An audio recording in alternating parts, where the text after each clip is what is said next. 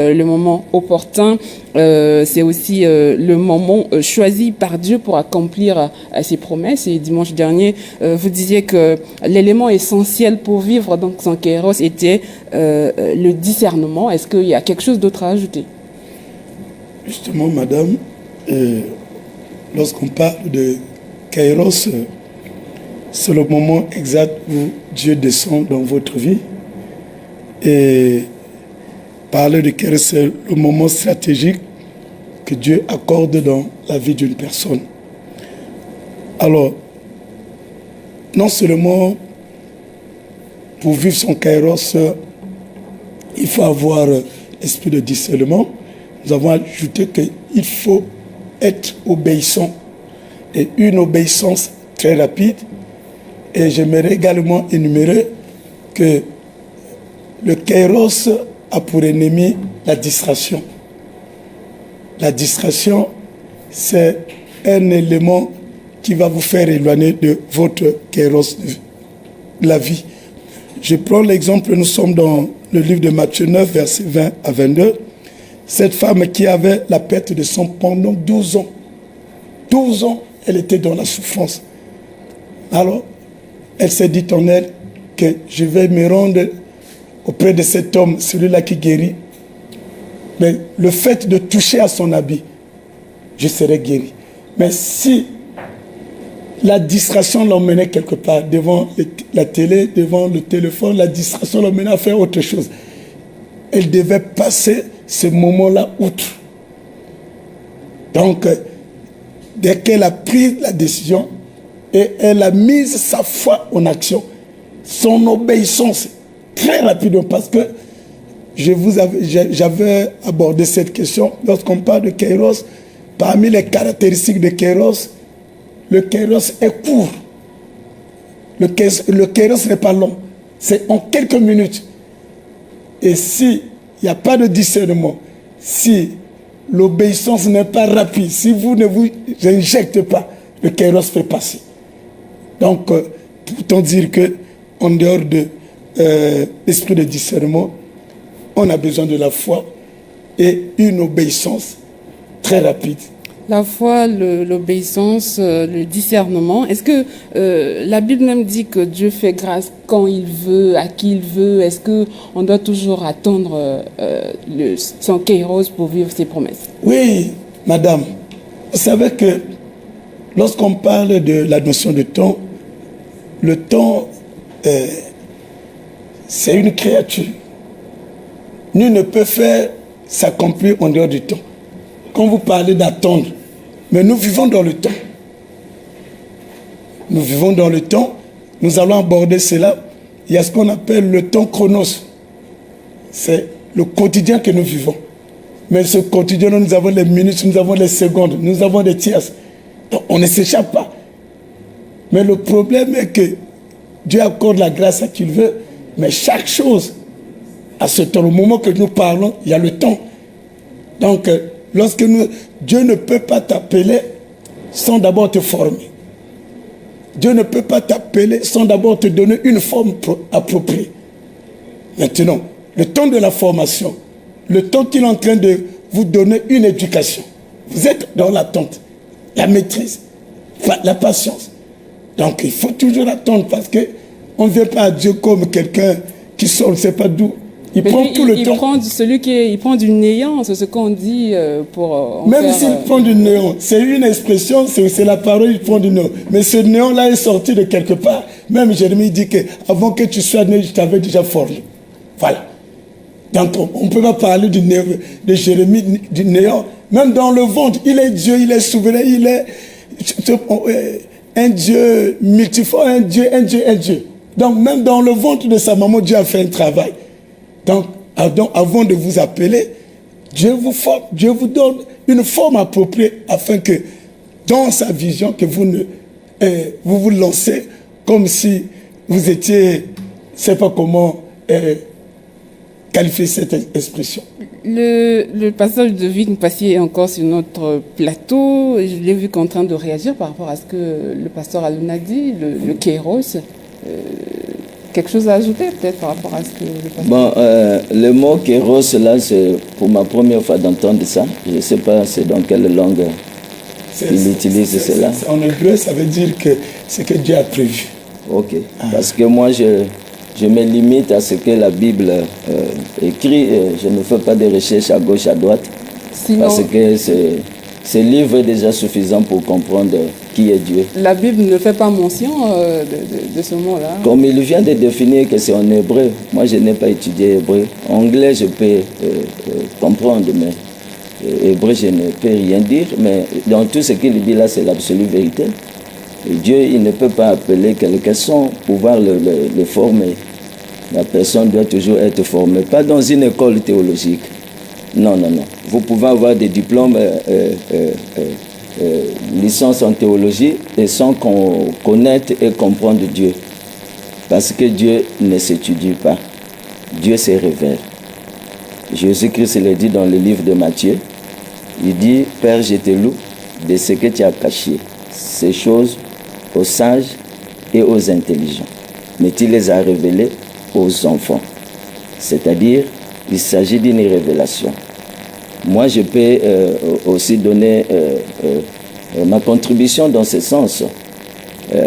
Je n'ai pas été dans une école théologique. Merci. Mais le Seigneur m'a formé. Pasteur Ange Bienvenu Aduna, on parle du kéros avec vous. Autre question peut-être qu'on va aborder, c'est comment rattraper son kéros. Mais avant, j'aimerais quand même que vous puissiez réagir par rapport à ce que le pasteur Ludovic dit, il a parlé de la théologie. Dieu ne s'étudie pas, alors que il y a le pasteur, le docteur physique Onina avec le centre Manteau des livres, c'est la théologie là-bas.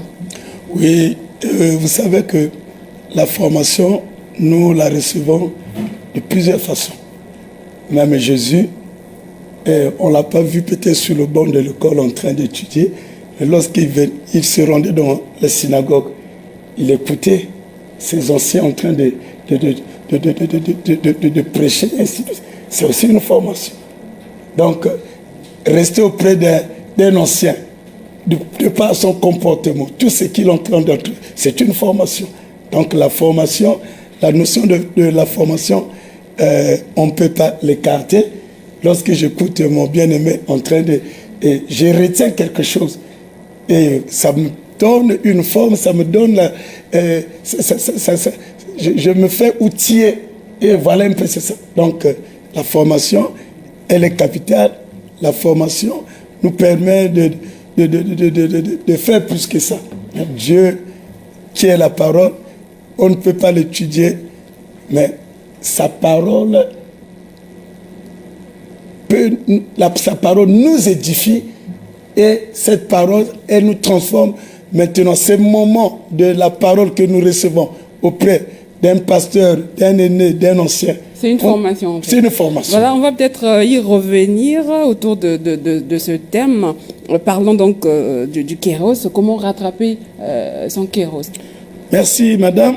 Vous savez que le Dieu que nous servons, le Dieu que nous avons connu, la Bible dit qu'il est le maître des temps et des circonstances. Il gère les temps et il gère les circonstances.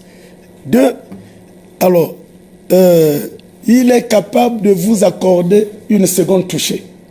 Comme l'aveugle, il a prié, il lui a demandé, est-ce que tu vois? Il dit, je vois comme les arbres.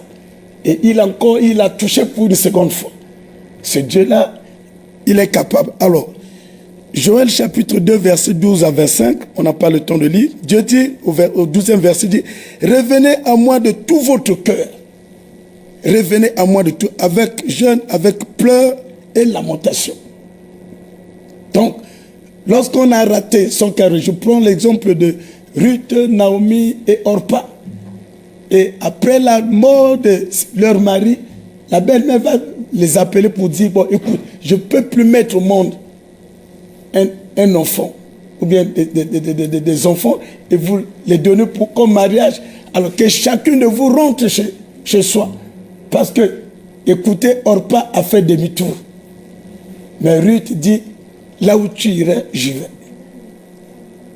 Donc, vous comprenez en cet instant, Orpa, que dirais-je, Orpa n'a pas pu en profiter, elle est partie.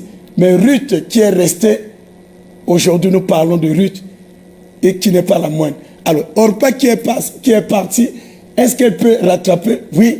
Donc, c'est reconnaître sa faute. Parce que lorsqu'on reconnaît qu'on a failli ici, ce Dieu, le Dieu de la Bible, c'est un Dieu qui peut pardonner. Mais on pardonne à celui qui avoue et il renonce. Donc, reconnaissez là où vous avez buté et revenez, pas verbalement, de tout votre cœur. Et lorsque vous revenez, et la Bible dit avec l'enfant prodigue, il est revenu en soi. Il est revenu en lui-même. C'est-à-dire ici l'expression, c'est autant dire qu'il a reconnu que j'avais commis la bêtise auprès de mon père. Au fait, et il a pris la décision, voilà l'acte. Quand vous faites ici, le Dieu qui est compassion, le Dieu qui est miséricorde, il va vous jeter un coup d'œil sur vous afin de vous accorder une seconde. Merci beaucoup pour toutes ces précisions. Pasteur Ange, bienvenue à Luna. Nous sommes arrivés au terme de cet entretien. Quelque chose peut-être à ajouter ou encore rappeler le siège de l'Église et le numéro de... Alors, j'aimerais dire aux bien-aimés que le temps sert ceux qui le respectent. Et ceux qui ne respectent pas le temps, ils vont divorcer avec le temps. Alors, tu ne peux pas marcher en respectant le temps sans avoir le Seigneur. Parce que c'est lui qui est le maître du temps et des circonstances. D'où ce matin, j'aimerais que tu puisses le recevoir dans ta vie comme Seigneur et Sauveur. Dis avec moi, Seigneur Jésus, je te reçois ce matin comme Seigneur et Sauveur personnel. À partir d'aujourd'hui, je prends la décision d'abandonner les anciens maîtres et maîtresses que j'ai eu à servir inconsciemment ou consciemment au nom de Jésus-Christ. Amen. Alors, je suis au 00242 06 663 71 52. Que Dieu vous bénisse. Ne restez pas à la maison. Là où il y a une église dans votre quartier, dans vos parages, allez-y. Parce qu'on ne peut pas être chrétien et demeurer chez soi. Soyez bénis. Merci encore. Cherchez une église. Peut-être donc rendez-vous cet après-midi au terrain du camp. Qu'on puisse rappeler le numéro de téléphone du pasteur Ludovic Passy. Mon numéro de téléphone, c'est 05 551 48 50. Et j'aimerais peut-être compléter.